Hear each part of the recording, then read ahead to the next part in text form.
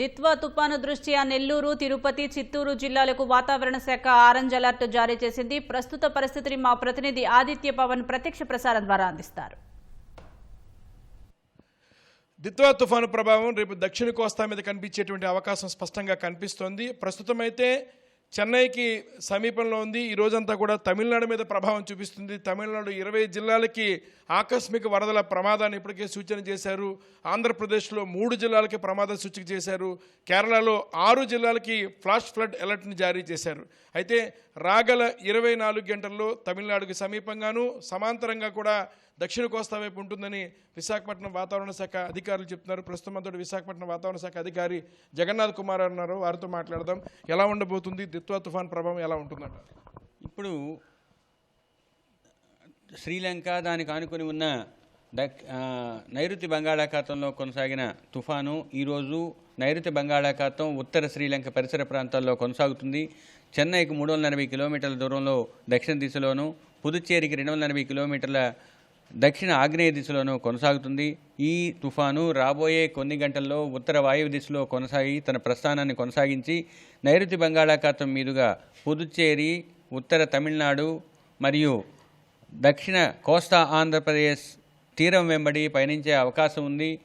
ఈరోజు అర్ధరాత్రికి తమిళనాడులోని కోస్తా తీరానికి తుఫాను యొక్క కేంద్రం ఇంచుమించు 60 కిలోమీటర్ల దూరంలోనూ, రేపటికి ఉదయానికి 50 కిలోమీటర్ల దూరంలోనూ, రేపు సాయంత్రానికి 25 కిలోమీటర్ల దూరంలోనూ కొనసాగే అవకాశం ఉంది. అంటే ఇది కోస్తా తీరానికి సమాంతరంగా ప్రయాణిస్తుంది. దీని ప్రభావం వలన ముఖ్యంగా కోస్తా ఆంధ్రప్రదేశ్ జిల్లాలపై వర్ష ప్రభావం రాబోయే 5 రోజులు కూడా ఉండే అవకాశం ఉంది. ముఖ్యంగా ఈరోజు దక్షిణ కోస్తా జిల్లాల్లో పలు ప్రాంతాలలో తేలికపాటి నుంచి మోస్తరు వర్షాలు, రేపు ఎల్లుండి అత్యధిక ప్రాంతాల్లోనూ, 3వ రోజు తరువాత తదుపరి 3 రోజులు కూడా కొన్ని ప్రాంతాల్లోనూ పడే అవకాశం ఉంది.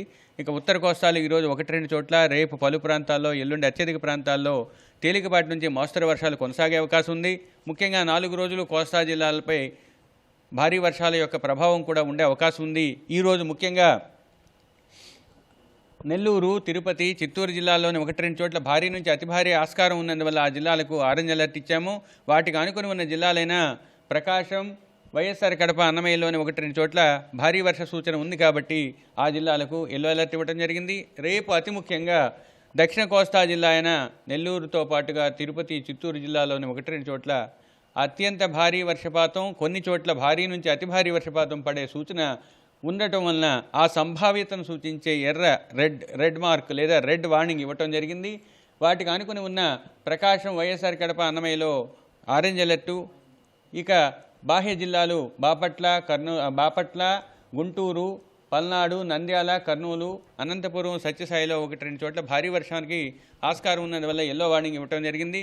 ఇక 3వ రోజు అన్ని దక్షిణ కోస్తా జిల్లాలతో పాటు కొన్ని ఉత్తర కోస్తా జిల్లాలు, కొన్ని రాయలసీమ జిల్లాల్లో భారీ వర్ష సూచన ఉంది. ముఖ్యంగా ప్రకాశం, నెల్లూరులో భారీ నుంచి అతి భారీ, మిగిలిన దక్షిణ కోస్తా జిల్లాలన్నింటిలోనూ మరియు ఉత్తర కోస్తా జిల్లాలైన కోనసీమ, తూర్పుగోదావరి, పశ్చిమ గోదావరి, ఏలూరుతో పాటుగా నంద్యాల, వైఎస్ఆర్ కడప, అన్నమయ్య, తిరుపతి జిల్లాల్లోని 1-2 చోట్ల 3వ రోజు అనగా డిసెంబర్ 1వ తేదీ నాటికి భారీ వర్షాలకి ఆస్కారం ఉంది కాబట్టి ఆ జిల్లాలకు ఎల్లో అలర్ట్ ఇచ్చాము.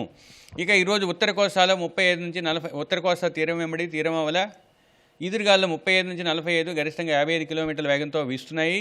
దక్షిణ కోస్తా జిల్లాల్లో 50 నుంచి 60, గరిష్టంగా 70. ఈరోజు సాయంత్రం తర్వాత వాటి యొక్క ఉధృతి పెరిగి గేల్ విండ్స్ 60 నుంచి 70, అంటే తుఫానుతో అసోసియేట్ అయ్యే విండ్స్ 60 నుంచి 70, గరిష్టంగా 80 కిలోమీటర్ల వరకు వీచే అవకాశం దక్షిణ కోస్తా తీరం వెంబడి తీరం అవల ఈ రోజు నుంచి రేపటి వరకు కొనసాగే అవకాశం ఉంది. 1వ తేదీ నాటికి ఉధృతి తగ్గి 45 నుంచి 55, గరిష్టంగా 65 కిలోమీటర్ల వేగంతో ఈదురుగాలు దక్షిణ కోస్తా తీరం వెంబడి తీరం అవల వీచే అవకాశం ఉంది. కాబట్టి మత్స్యకారులు ఈ 3 రోజులు కూడా వేటకు వెళ్ళవద్దని హెచ్చరికలు జారీ చేయటం జరిగింది.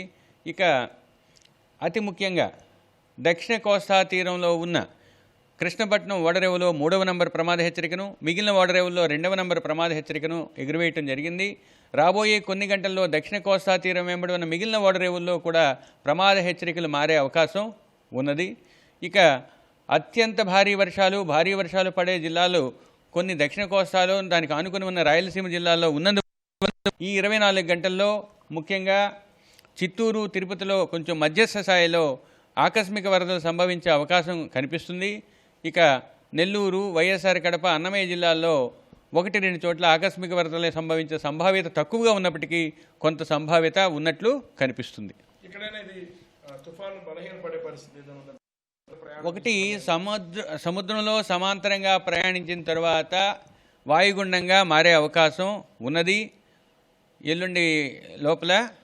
అది ఇంకా మేము నమూనాలని పరిశీలించి చెప్పటం జరుగుతుంది. సమాంతరంగానే ప్రయాణిస్తుంది.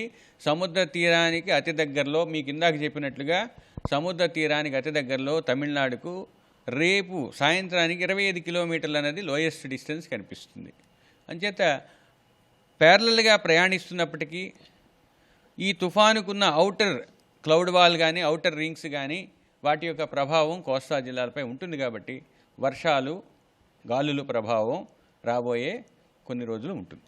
తుఫాను తీరం దగ్గరగా ప్రయాణం చేస్తున్న క్లౌడ్ వాల్ అనేది జిల్లాలను, దక్షిణ కోస్తా జిల్లాల మీద కనిపిస్తుంది. కాబట్టి దక్షిణ కోస్తా జిల్లాలో ఇప్పటికే రెడ్ అలర్ట్ జారీ చేశారు. మరోవైపు ఈ సాయంత్రం నుంచి కూడా గాలుల వేగం పెరిగేటువంటి అవకాశం ఉంది. 1వ తేదీ కూడా సుమారుగా చాలా జిల్లాలని ఎల్లో అలర్ట్ ప్రకటించారు. మధ్య కోస్తా ప్రాంతంలో కొన్ని జిల్లాలకి ఆరెంజ్ అలర్ట్ ప్రకటించారు. కాబట్టి 29, 30, డిసెంబర్ 1 ఈ 3 రోజులు కూడా ఈ దిత్వా తుఫాను ప్రభావం రాష్ట్రం మీద కనిపిస్తున్నటువంటి అంచనాను వాతావరణ శాఖ అధికారులు స్పష్టం చేస్తున్నారు. కెమెరా పర్సన్ సురేష్తో ఆదిత్య పవన్, విశాఖపట్నం.